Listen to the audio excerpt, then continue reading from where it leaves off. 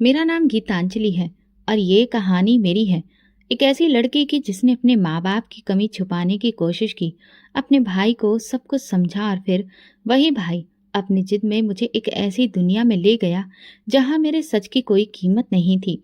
भाई ने अपनी मर्जी से अपने बॉस की बेटी से शादी की, ना कोई रिश्ता देखा ना बिरादरी, बस एक जिद थी कि वही लड़की मिले। शादी के बाद भाई ने मुझे बताया कि अब हम उसके ससुराल के बंगले में रहेंगे। मैंने सोचा चलो ठीक है, भाई खुश है, शायद मुझे भी कोई प्यार, कोई इज्जत, एक नई बहन जैसा रिश्ता मिले।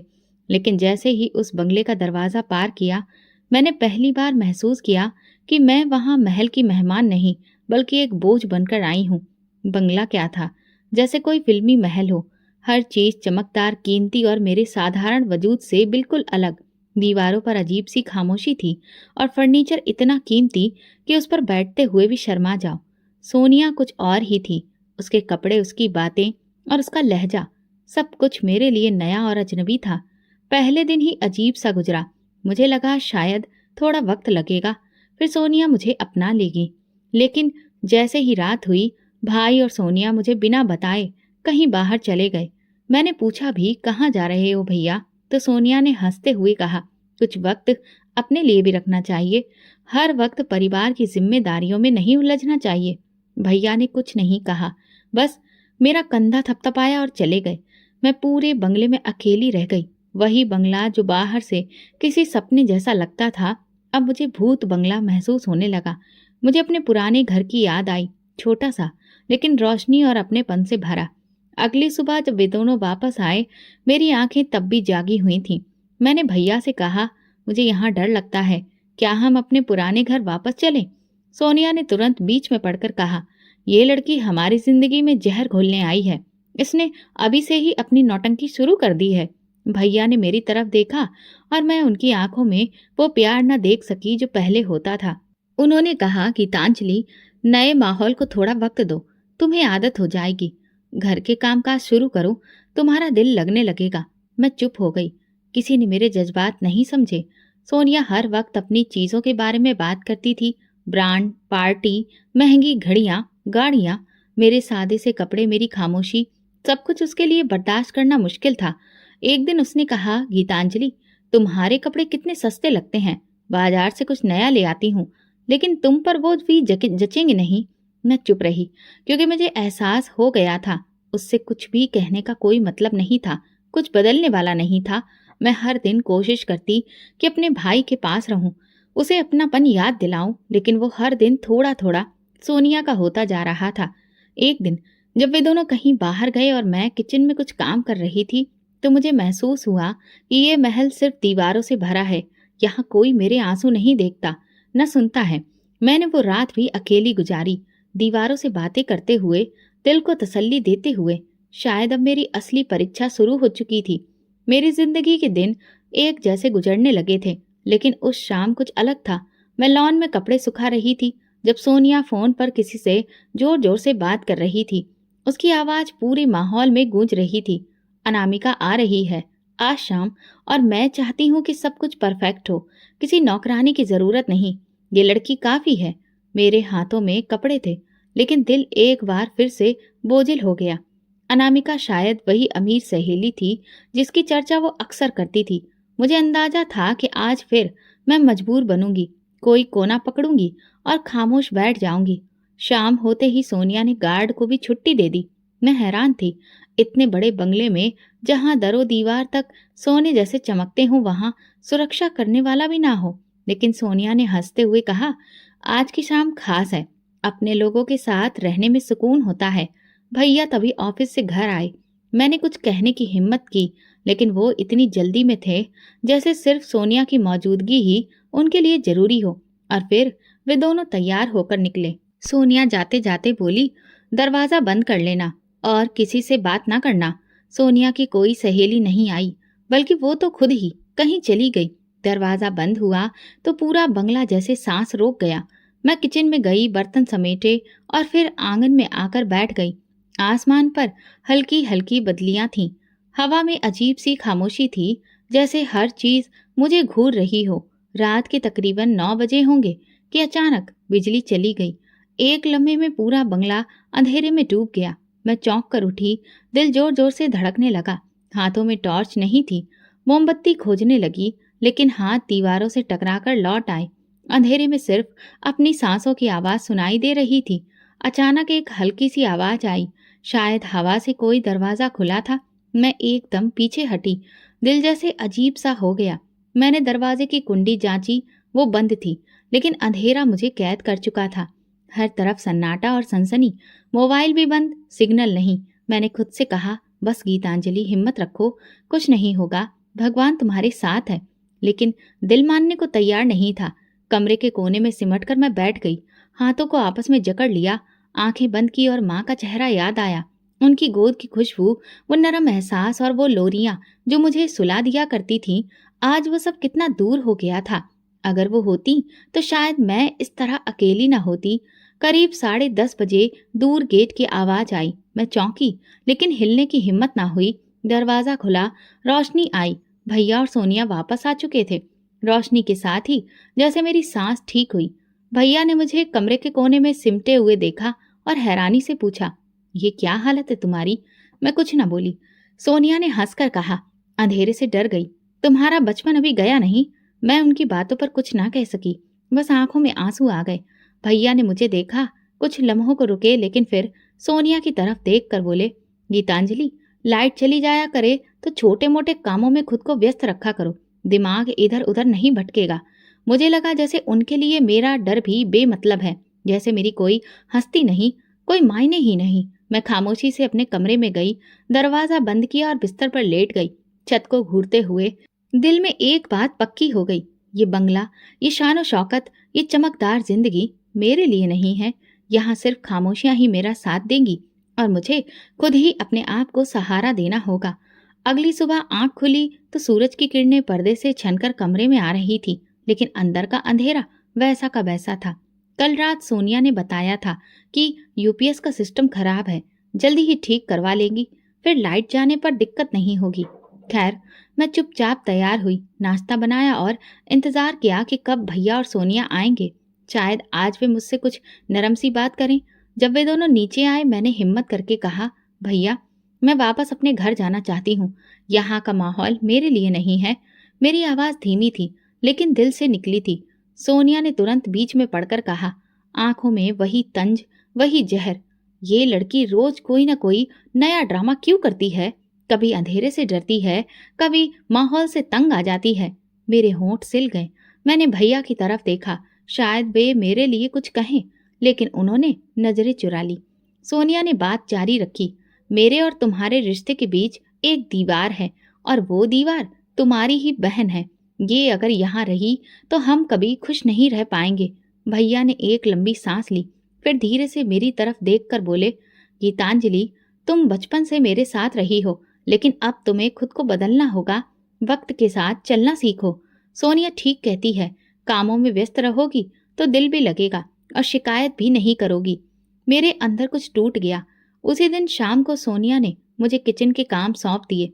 आज बिरयानी बनानी है, अच्छी सी, मेरे पापा आ रहे हैं, और हाँ, प्लेटें चमकनी चाहिए जैसे होटल में होती हैं। मैं बिना कुछ कहे काम संभाल लिया। हाथ चल रहे थे, दिल कहीं और था। रात को जब सोनिया के पापा आए, मैं खुद को कमरे तक ही समेट कर रखे हुए थी। बाहर खूब ठहाके लग रहे थे और मैं अपने कमरे में सिमटती जा रही थी। उस रात जब मैं बिस्तर पर लेटी तो नींद आंखों से गायब थी। दिल ने यही तय किया कि मैं खामोश रहूंगी, चुपचाप रहूंगी, लेकिन अपनी पहचान नहीं भूलूंगी, क्योंकि मैं बोझ नहीं, भाई की जिम्मेदारी थी जिसे उसने खुद से काट दिया। उस दिन के बाद मैंने खुद को कमरे तक ही सीमित कर लिया। किचन सफाई और छोटे मोटे काम, बस यही मेरी दुनिया रह गई।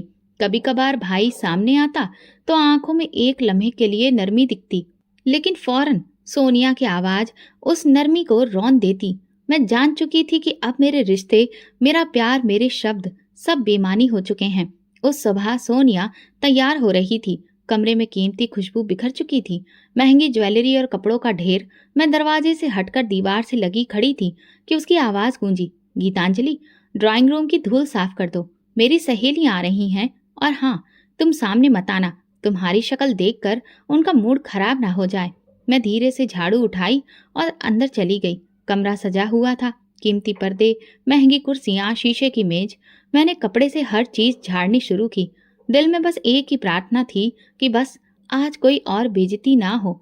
दोपहर तक सोनिया की सहेलियां आना शुरू हो गईं।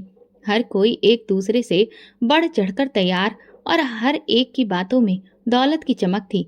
ठहाकों की आवाजें पूरे बंगले में गूंज रही थी। मैं किचन में थी कि एक सहेली ने पूछा, अरे ये नौकरानी कौन है तुम्हारी? बड़ी खामोश लगती है। सोनिया की आवाज आई, जैसे उसने यही लम्हा चुना था। हाँ, ये मेरी खास नौकरानी है। बिल्कुल खामोश रहती है और मेरा हुक्म बजाती है। अपने काम से काम रखती है, ज्यादा बोलती नहीं, बस काम करती है। मेरे हाथ में पानी का जग कांप गया। मैंने खुद को मजबूत किया और धीरे से कमरे में दाखिल हुई। टेबल पर पानी रखते हुए मेरी नजरें सहेलियों से मिली।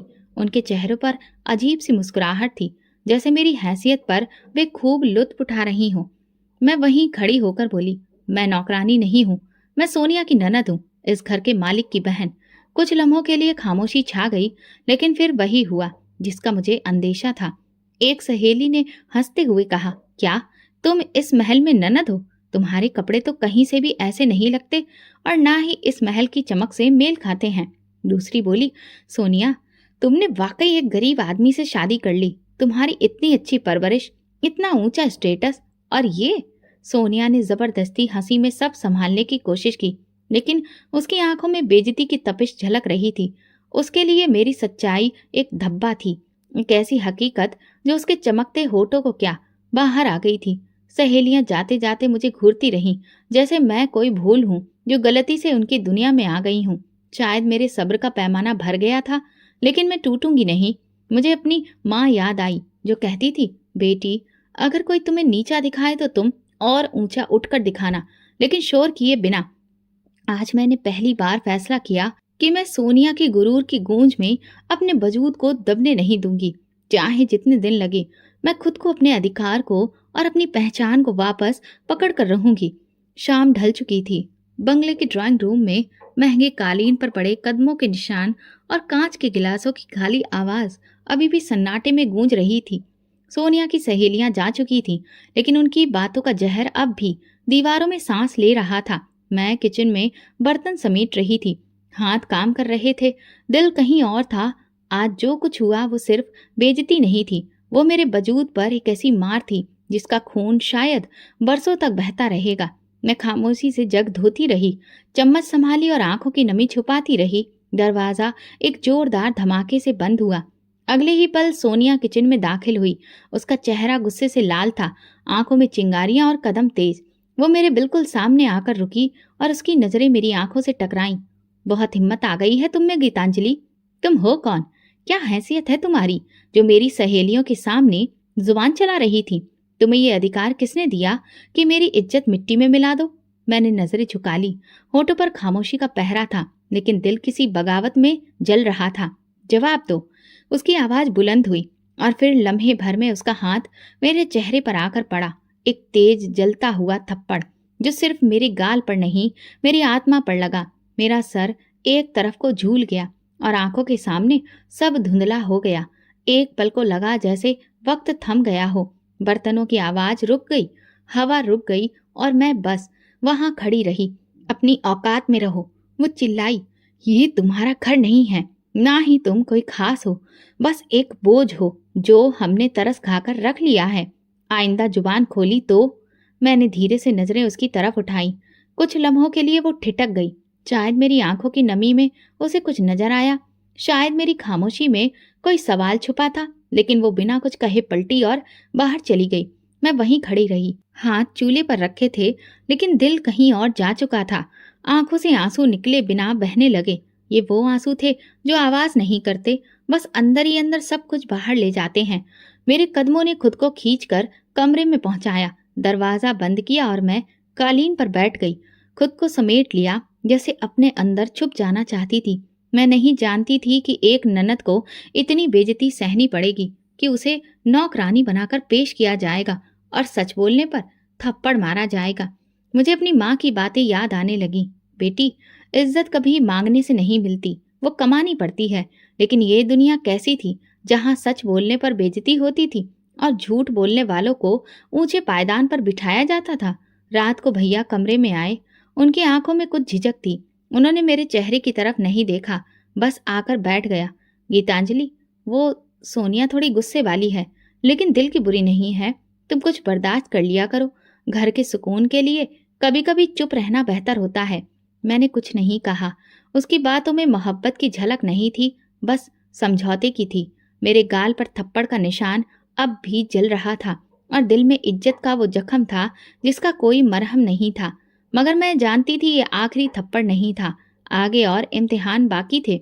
ये जंग सिर्फ मेरी पहचान की नहीं, मेरी इज्जत की भी थी। और मैं खामोश लाचार ननद अब घमंड से लड़ना सीख रही थी, जो मुझे मिटाना चाहता था। लेकिन मैं मिट्टी नहीं थी। मैं वो बेटी थी जिसकी माँ ने दुआ में सिर झुकाया था।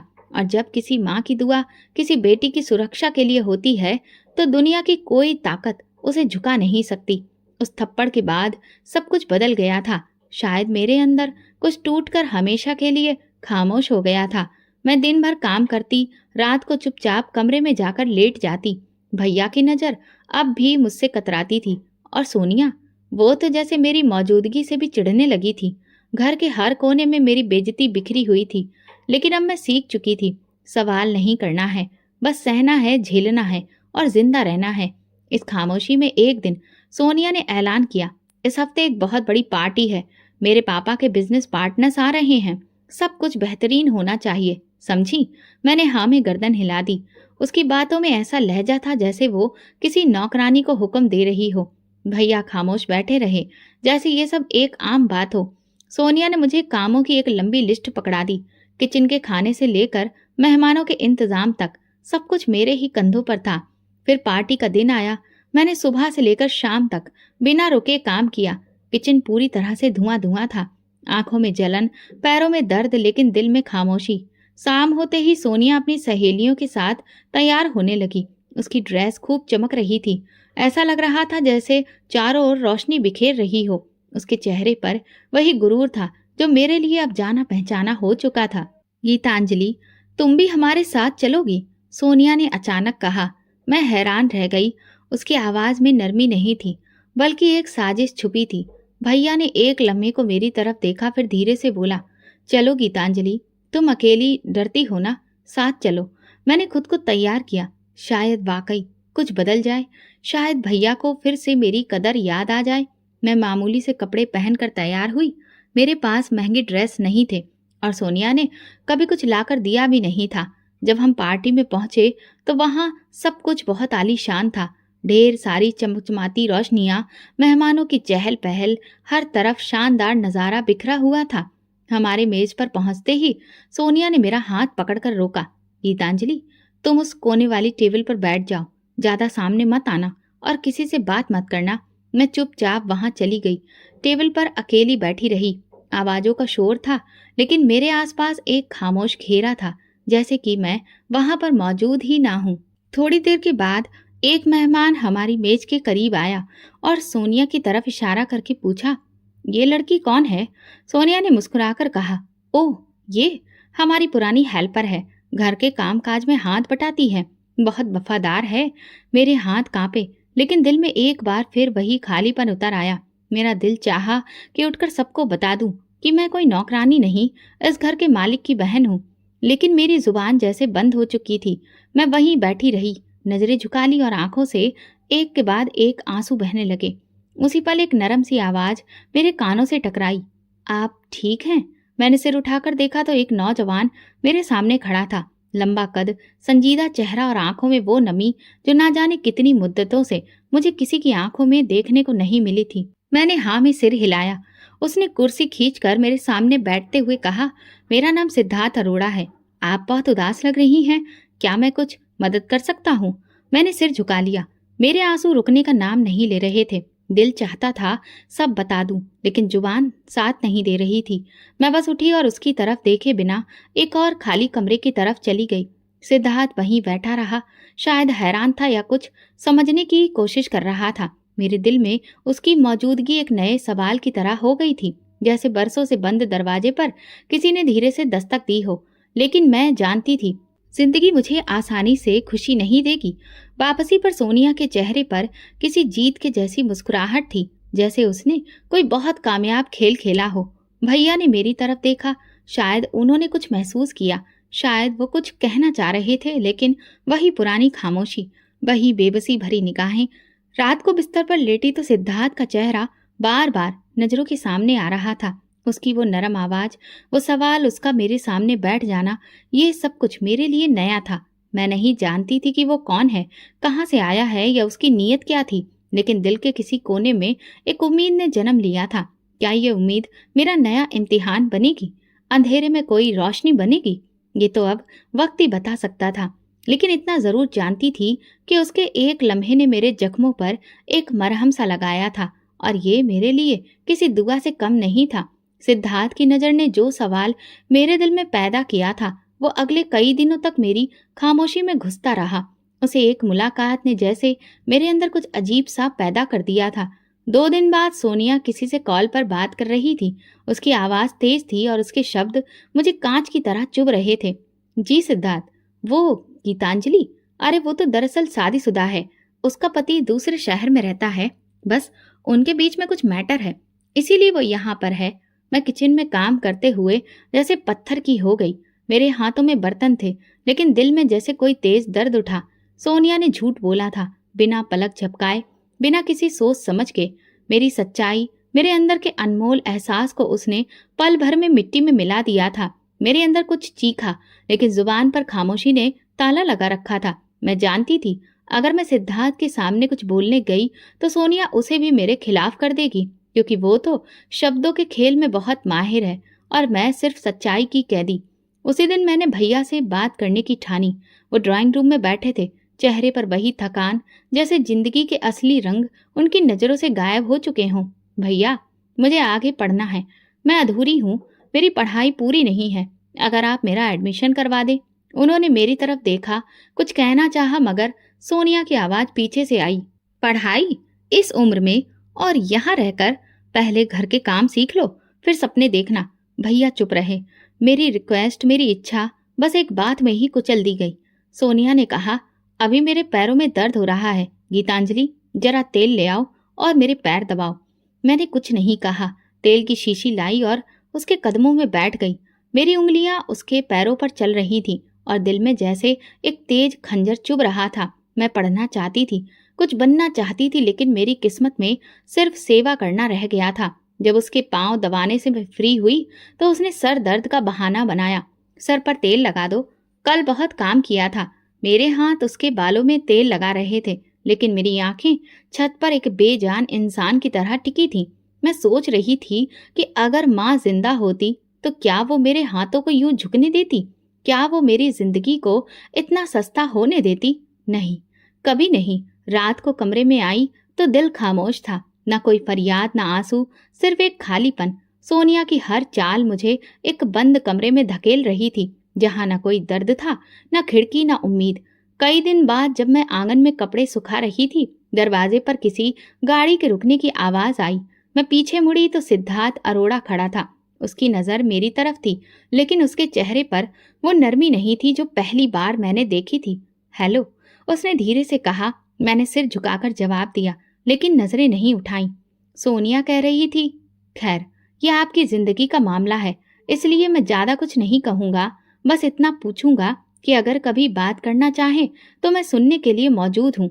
मेरे दिल में हलचल हुई, लेकिन मैं चुप रही। उसकी नजरें कुछ देर मेरे चेहरे पर टिकी रहीं, फिर वो पलट गया। मैं उसके कदमों की आवाज सुन रही थी और दिल में सोच रही थी, उसने यकीन कर लिया। इसका मतलब सोनिया जीत गई। वो हमेशा जीत जाती है। उसी रात सोनिया ने मुझे झाड़ू थमाई और कहा, कमरे साफ करो, मेहमान आएंगे कल। और हाँ, अगर कोई पढ़ाई का सपना फिर देखा ना तो याद रखना, तुम्हारा यहाँ रहना भी मुश्किल हो जाएगा। मैंने कुछ नहीं कहा, झाड़ू पकड़ ली। आज मेरी बातों का वजन नहीं था, ना ही मेरी इच्छाओं की कोई कद्र, लेकिन अंदर ही अंदर एक तूफान उठ रहा था। सब्र की वो गहराई जहाँ कुछ सांसें दम तोड़ देती हैं और कुछ नई ताकत बन जाती हैं। मैं वही नंद थी जिसे नौकरानी बनाया जा रहा था, जिसके सिर पर झूठ का पर्दा डाल दिया गया था। लेकिन मेरा सच एक दिन बोलेगा, क्योंकि जो दिल भगवान के पास हो उसका सब्र जवाब नहीं देता। शाम के उस सुनहरे बंगले की दीवार पर अंधेरा गहराता जा रहा था और मेरी दुनिया की कालिख कुछ और बढ़ गई थी। सिद्धार्थ की खामोश नजरों का बोझ अभी तक मेरे दिल पर मौजूद था। उसने कुछ नहीं कहा, लेकिन उसकी खामोशी में भी एक फैसला छुपा था। वो सोनिया की बात मान चुका था। मेरे सच को एक बार फिर झूठ की चादर में लपेट दिया गया और मैं एक बार फिर से हार गई थी। उसी रात मैं डिनर टेबल लगाने में व्यस्त थी। भैया ऑफिस से देर से आए थे और सोनिया हमेशा की तरह बनने संवरने में लगी हुई थी। मैंने खाना लगाया, फिर खुद भी एक प्लेट निकालकर खामोशी से एक तरफ बैठ गई। कमरे में खामोशी थी, लेकिन सोनिया की आंखों में गुरूर की चमक तैर रही थी। मैंने निवाला मुंह में रखा ही था कि सोनिया उठकर मेरे पास आई। उसने मेरी प्लेट जोर से मेरे सामने से खींची और उसे जमीन पर रख दिया। तुम्हारी औकात टेबल पर बैठकर खाने की नहीं है गीतांजलि। आइंदा अगर हमारे साथ बैठने की कोशिश की तो याद रखना, तुम्हें खाने को भी नहीं दूंगी। जमीन पर बैठकर खाओ जहां तुम्हारी औकात है। मेरे हाथ कांप कर रह गए और दिल में एक टीस उठी। मैं पत्थर सी आंखों से उसे देख रही थी। भैया ने कुछ कहने की कोशिश की, लेकिन सोनिया की एक तेज नजर ने उनके होंठ सिल दिए। मैंने जमीन पर रखी प्लेट की तरफ देखा। खाना अभी गर्म था, लेकिन मेरी आंखों में बर्फ उतर चुकी थी। मैं धीरे से उठी, प्लेट को वापस उठाया और उसी जमीन पर बैठकर खाने लगी। मेरी आंखों से आंसू नहीं बहे, लेकिन दिल में कुछ चुभ गया। सोनिया ने गहरी नजर डालकर तंजिया लहजे में कहा, देखा, अब ये सीख रही है अपनी हैसियत में रहना।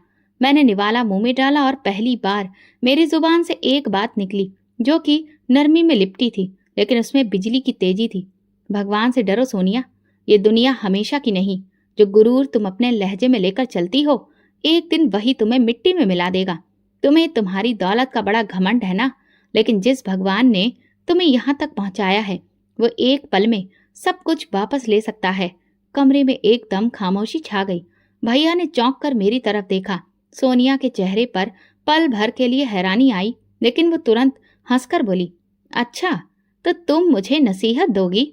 ये दौलत, ये बंगला, ये शान और शौकत, ये सब मेरे खून में है। मेरे बाप भी अमीर थे, मेरे दादा भी, और मेरी आने वाली नस्ल भी। तुम्हारी सस्ती बातों से मुझे कोई फर्क नहीं पड़ता। तुम बस अपनी जुबान बंद रखो और काम करती रहो। मैं खामोशी से जमीन पर बैठी प्लेट खत्म करती रही। अब खाने का जायका महसूस नहीं हो रहा था। हारने वाला मेरे अंदर जहर भर रहा था, लेकिन दिल में एक गहरी थकान थी। साथ में एक अजीब सी तसल्ली भी थी।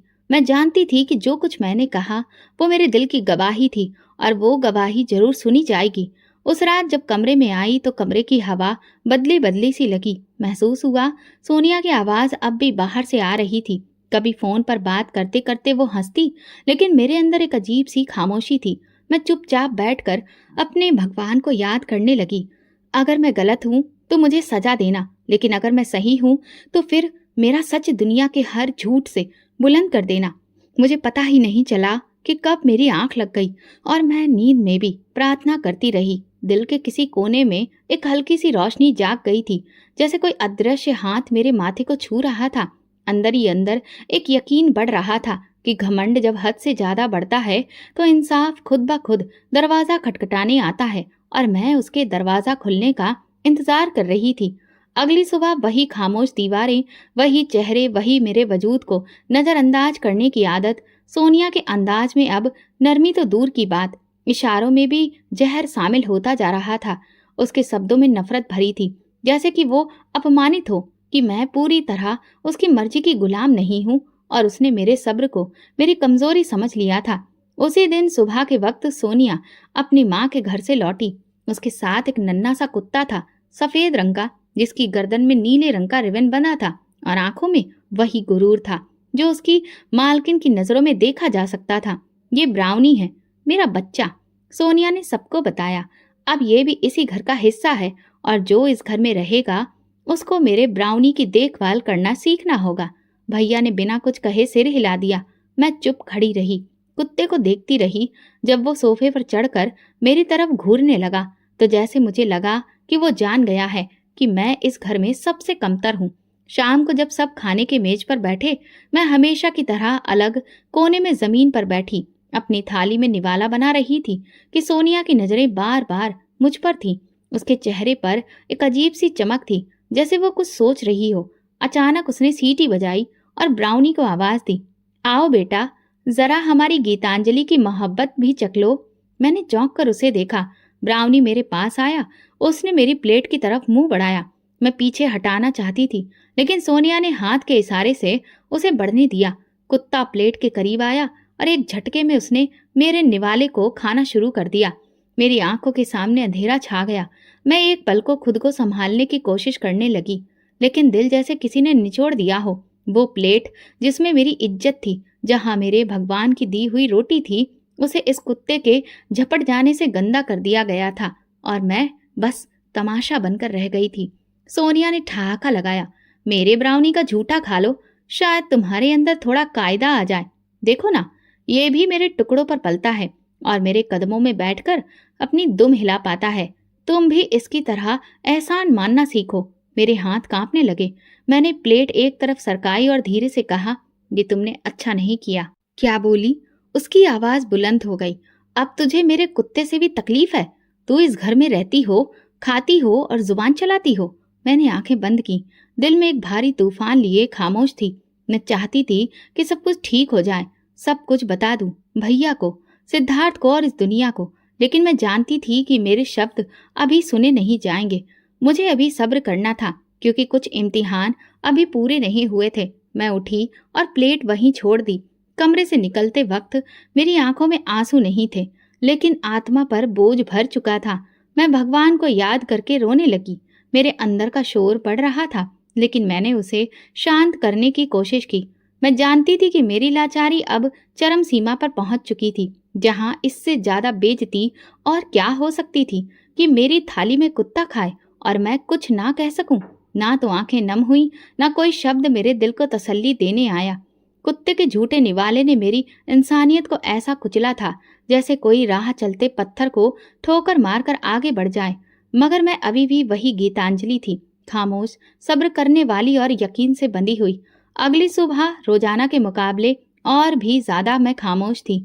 मैं नाश्ते की तैयारी कर चुकी थी। सोनिया अपने कमरे से निकली तो उसके हाथ में महंगे ब्रांड के जूते थे और उसके चेहरे पर वही सुकून, वही शक्ति जो मेरी दुनिया हिलाने के लिए तैयार थी। वो ड्राइंग रूम में आई और मुझे सामने बुलाकर खड़े होकर जूते जमीन पर रख दिए। गीतांजलि, इन पर कुछ मिट्टी लग गई है, साफ कर दो जल्दी, मुझे देर हो रही है। मैं एक पल चुप रही। उसके कदमों के करीब रखे जूते को देखा और दिल के अंदर कुछ अजीब सा हिलने लगा। मैंने धीरे से कहा, मैं जूते साफ नहीं करूंगी। मैंने कभी किसी का जूता नहीं उठाया और ना ही अब उठाऊंगी। मैं यहाँ नौकर नहीं हूँ सोनिया। शायद पहली बार मेरे अंदर की खुददारी झलकी। सोनिया के चेहरे पर पल भर के लिए हैरानी थी, लेकिन वो फौरन दब गई। उसके नाजुक हाथों में गुस्सा था। उसने एक कदम आगे बढ़ाया। क्या कहा? तुम मुझे इनकार कर रही हो? उसने दांत पीसते हुए कहा। तुम जैसे लोग जिन्हें मैं अपने कदमों तले बिठा दूं, वो जुबान चला रहे हैं। तुम्हें खाने को दे रही हूँ, रहने को जगह दे रही हूँ, और तुम मेरी इज्जत के सामने इनकार कर रही हो। मैंने उसकी बात खामोशी से सुनी, आंखें नीचे किए, लेकिन दिल में एक अजीब सी लहर उठी। मेरी खामोशी उसके घमंड को जलाने लगी थी। मैं मुफ्त की रोटियां नहीं तोड़ती सोनिया, मैं काम करती हूँ, इज्जत से जीती हूँ। तुमने अगर मुझे यहाँ रखा है तो मजबूरी में नहीं, मेरे भाई की बहन होने के नाते। मैं तुम्हारे कदमों की जूती नहीं हूँ। मेरी बात अभी पूरी भी नहीं हुई थी कि उसने एक झटके से अपनी जूती उठाई और मेरे पेट पर जोर की ठोकर मारी। मैं पीछे लड़खड़ाई, जमीन पर गिर पड़ी। कमर के नीचे फर्श की चोट ने एक लम्हे को सांस रोक दी। तुम्हारी इतनी औकात कि मेरे सामने जुबान चलाओ? उसने गुस्से से कहा। तुम अब मेरे पैरों की जूती भी नहीं रही। तुम तो वो मिट्टी हो जो मैं रोज अपने कदमों से रौंदती हूँ। तो अब तुम्हें अपनी औकात याद दिलानी पड़ेगी। मेरी सांसें उखड़ गईं, लेकिन मैं खामोश रही। दिल से एक आह निकलने वाली थी, लेकिन मैंने उसे अंदर ही रोक लिया। आंखों में आंसू नहीं थे, सिर्फ एक खामोश आग सुलग रही थी। भाई आंगन में आ चुका था। उसने हमें देखा, लेकिन मुंह से कुछ भी कहने की हिम्मत नहीं हुई। उसकी आंखें किसी बुझी हुई रोशनी की तरह झुकी थी और वो बस पलट गया। उसे देखकर एक बार फिर मुझे यकीन हो गया कि मेरे साथ कोई नहीं खड़ा है सिवाय मेरे भगवान के। मैं धीरे से उठी, फर्श से खुद को सहारा दिया और सीधे जाकर कमरे में बंद हो गई। पीछे सोनिया की आवाज आ रही थी। इस ठोकर से याद रखो इस दिन को गीतांजलि। अब अगर कभी आंख दिखाई तो बाहर निकाल दूंगी। दरवाजा बंद करके मैं कमरे के अंधेरे में बैठ गई। न कोई शिकवा न कोई फरियाद, पूरे शरीर में दर्द था और दिल में बस एक ही सवाल, आखिर भगवान कब मेरे लिए अदालत का दरवाजा खुलेगा, कब ये जुल्म रुकेंगे। अब मैं हर पल इंसाफ के लम्हे गिन रही थी। हर सांस, हर जख्म, हर आंसू मेरा इंतजार कर रहा था, क्योंकि मेरा यकीन अब पक्का हो चुका था कि जो जमीन पर गिराया जाए उसे आसमान से उठाने वाला मौजूद होता है। मैं अच्छे से जानती थी कि जूते और ठोकरें इंसान को नहीं, वक्त को बदलती हैं, और अब वक्त बदलने वाला था। अगली सुबह मौसम काफी ठंडा था। आसमान पर हल्के हल्के बादल छाए थे। सोनिया के अंदाज में जैसे कोई नया तूफान छू गया था। उसकी आंखों में कुछ और ही तमाशा करने की चमक थी। मैं सब महसूस कर रही थी, लेकिन फिर भी चुपचाप अपने काम में लगी रही। यही मेरी आदत बन चुकी थी, खामोशी से मेहनत करना। अचानक मुझे लगा जैसे किसी ने मेरे गले में कोई फंदा डाल दिया हो।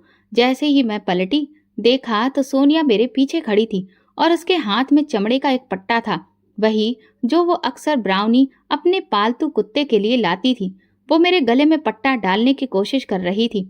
नहीं, वहां पर भैया नहीं थे, न कोई और जो ये तमाशा देखकर कुछ कह सके। दीवारें बस इस जुल्म की गवाह बनी बैठी थी। बोलो गीतांजलि, आज मेरी बात काट कर दिखाओ, वरना ये पट्टा तेरे गले से कभी नहीं निकलेगा। उसकी आवाज अब दहाड़ में बदल चुकी थी। मेरी आंखों से आंसू बहने लगे। जुबान बंद थी, गला सूख गया था, लेकिन दिल अंदर ही अंदर चिल्ला रहा था। मैं इंसान थी, मगर मेरे साथ जानवर के जैसा सुलूक किया जा रहा था। सोनिया ने मुझे उस लम्हे में मेरी तमाम हदों से गिरा दिया था। बेइज्जती की वो आखिरी सीढ़ी थी जिस पर मैं खड़ी थी, और नीचे सिर्फ अंधेरा था।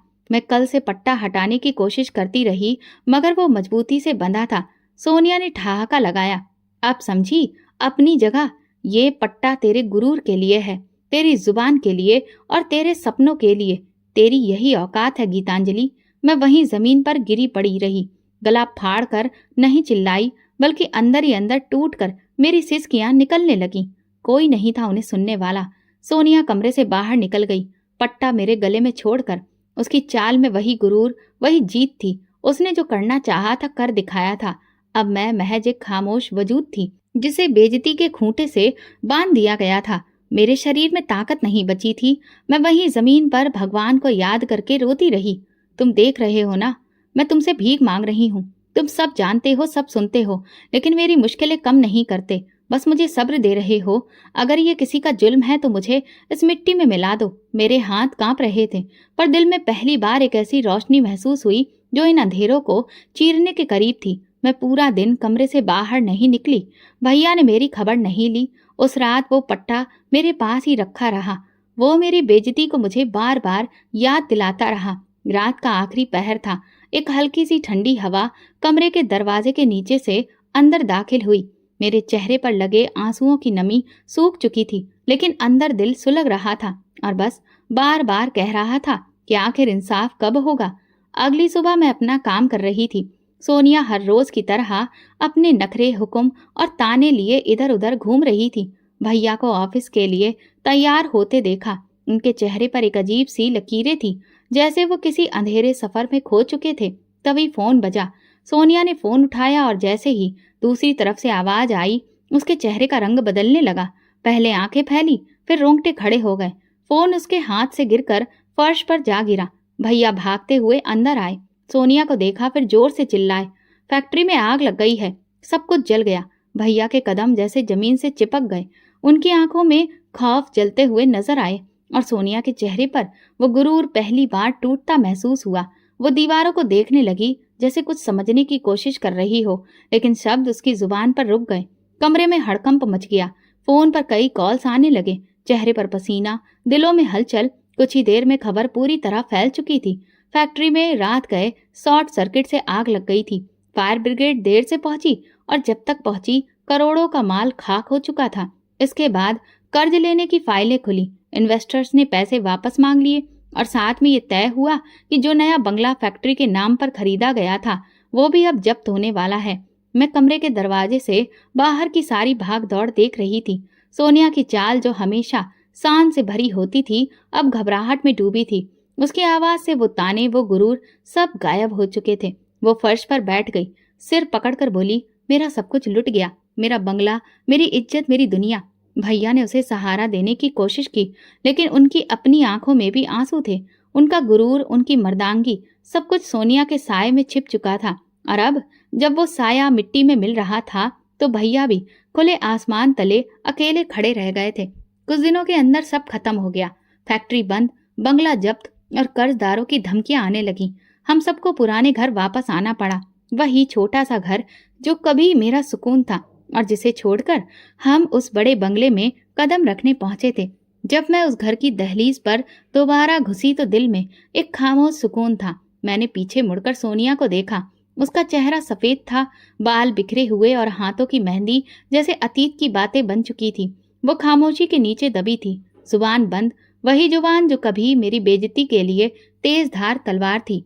उस रात फिर मैंने भगवान से प्रार्थना की और रोते हुए कहा, भले ही तुम्हारा इंसाफ देर से आया, लेकिन पूरी तरह से आया है। ऐसा कि तुमने सच में उसके गुरूर को तोड़ दिया, जो इंसानियत को भी रौंद रहा था। सोनिया अब अपनी खामोशी में वो सब सुन रही थी जो मैं बरसों से कहना चाहती थी। मैं जान चुकी थी कि प्रार्थना जब सच्चे दिल से निकले, सब कुछ हल हो जाता है और भगवान का तराजू कभी गलत नहीं तोलता। जिंदगी ने एक चक्कर पूरा कर लिया था। वही पुराना छोटा सा घर जिसे हम पीछे छोड़ आए थे, अब हमारे लिए सबसे बड़ा सहारा बन चुका था। फर्क बस इतना था कि इस बार हम अमानत की छांव में नहीं, बल्कि गुरूर की मिट्टी चाट कर वापस आए थे। सोनिया के कदम अब नरम नहीं रहे थे।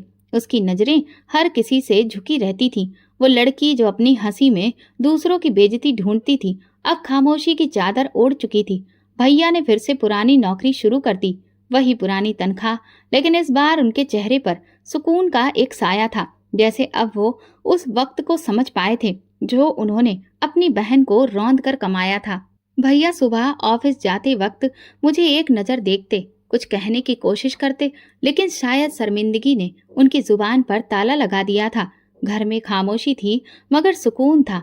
मेरे लिए कोई हुक्म नहीं था, कोई ताना नहीं, कोई जूता नहीं और कोई पट्टा नहीं।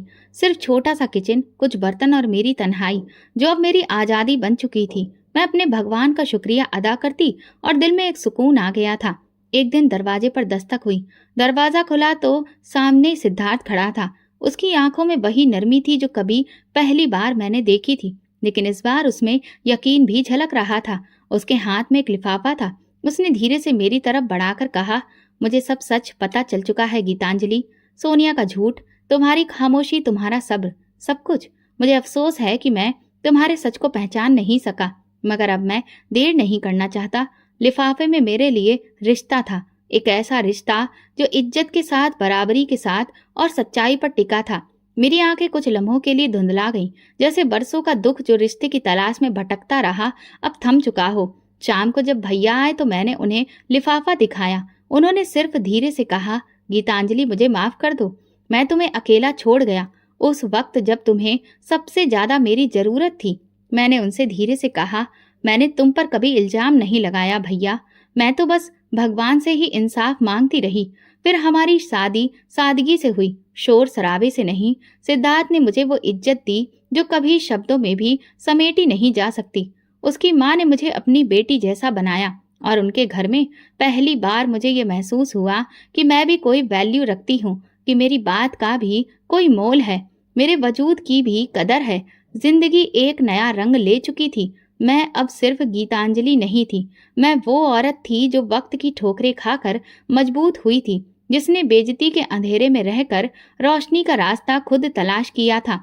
एक रोज मैं अपनी नई जिंदगी के आंगन में बैठी प्रार्थना कर रही थी कि दरवाजे पर किसी की आहट हुई। बाहर निकली तो सोनिया खड़ी थी। उसके कपड़े बिल्कुल सादे सिंपल थे, आंखें बुझी हुई और हाथ कांप रहे थे। गीतांजलि, उसकी आवाज टूटी हुई थी, मैं बस ये देखने आई थी कि तुम खुश हो। मैंने उसकी तरफ देखा, चुपचाप। दिल में कुछ टूटा नहीं, कुछ जला नहीं, बस एक ठंडी सांस आई।